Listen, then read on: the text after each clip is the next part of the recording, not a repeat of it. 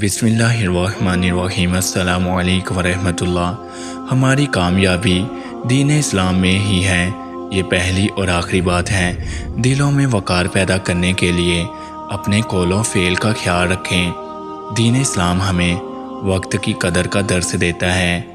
جب ہم اپنے پیارے آقا کریم صلی اللہ علیہ وآلہ وسلم کے بنیں گے تو پھر ہی بات بنے گی۔ جب ہم اپنے نفس کے ہی بنیں گے تو پھر بات نہیں بنے گی۔ آج ہمارے پاس وقت ہے، اس کو کھیل تماشے میں ضائع نہیں کرنا چاہیے۔ سیکھنا اور سکھانا اللہ جل جلالہ کو بڑا پسند ہے، اور پھر سیکھنے والے ہی سردار بنتے ہیں۔ کبھی بھی کسی کے بولنے چلنے اٹھنے بیٹھنے کے انداز کا مذاق نہیں اڑانا چاہیے۔ یہ انسان کا خود کا نہیں بلکہ اللہ سبحانہ و تعالیٰ کا ادا کردہ انداز ہے۔ دشمن بنانا آسان ہے، دوست بنانا کمال ہے۔ اچھی بات سن کر پھر اس پر پہرا دینا بڑی بات ہے۔ کسی کی تعلیم و تربیت کے لیے بڑے حوصلے اور محبت کی ضرورت ہوتی ہے۔ کزن دیور کے سامنے عورت کو وضو بھی نہیں کرنا چاہیے۔ اپنے آپ کو ہمیشہ دوسروں سے گناہگار سمجھنا چاہیے۔ جو دین اسلام کو مانتا ہے اسے اپنی ذات کے لیے کسی سے بھی نفرت نہیں کرنی چاہیے۔ ہر بندے کو یہ شعور آ جائے گا میں دین اسلام کا پیروکار ہوں، تب یہ معاشرہ سنور جائے گا۔ ہماری کامیابی دین اسلام میں ہی ہے۔ یہ پہلی اور آخری بات ہے۔ دین اسلام ہمیں وقت کی قدر کا درس دیتا ہے۔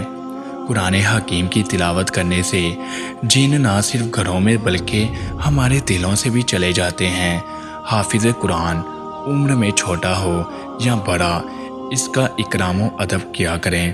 جس گھر میں نماز کا نظام نہیں وہ گھر اسلام سے آزاد ہے۔ دنیاوی معشوق کے اگر دو عاشق ہو جائیں تو دونوں دشمن ہو جاتے ہیں، مگر دینی روحانی معشوق حضور سیدنا رسول اللہ صلی اللہ علیہ وآلہ وسلم کے ایک عاشق کو اگر دوسرے کا پتہ چل جائے تو یہ اس کا بھی عاشق ہو جاتا ہے۔ سبحان اللہ۔ حضرت سیدنا انس بن مالک رضی اللہ تعالی عنہ سے روایت ہے، فرماتے ہیں امام المرسلین حضور سیدنا رسول اللہ صلی اللہ علیہ وآلہ وسلم نے فرمایا، مجھ پر درود شریف پڑھا کرو۔ مجھ پر درود شریف پڑھنے سے تمہارے گناہوں کا کفارہ ہو جاتا ہے، اور جو شخص مجھ پر درود شریف پڑھتا ہے اللہ تبارک و تعالی اس پر درود شریف بھیجتا ہے۔ سبحان اللہ۔ حضرت سیدنا انس رضی اللہ تعالی عنہ سے روایت ہے، فرماتے ہیں سید الانبیاء حضور سیدنا رسول اللہ صلی اللہ علیہ وآلہ وسلم نے فرمایا، جب دو دوست آپس میں ملتے ہیں تو اس وقت دونوں رحمت للعالمین حضور سیدنا نبی صلی اللہ علیہ وآلہ وسلم پر درود شریف پڑھتے ہیں تو ان کے جدا ہونے سے بیشتر ہی ان کے گزشتہ اور آئندہ گناہ معاف کر دیے جاتے ہیں۔ سبحان اللہ۔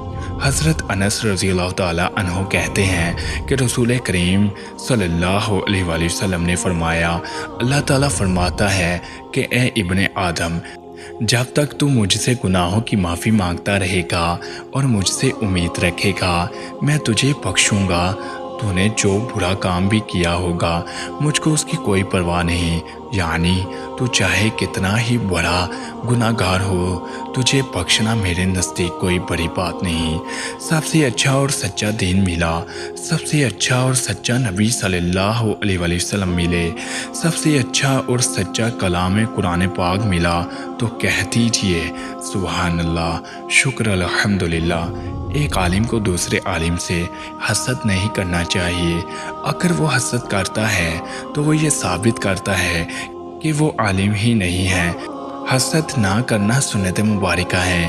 اپنے پیارے کریم آقا صلی اللہ علیہ وآلہ وسلم کی غلامی میں کسی قسم کی ہچکچاہٹ نہیں کرنی چاہیے۔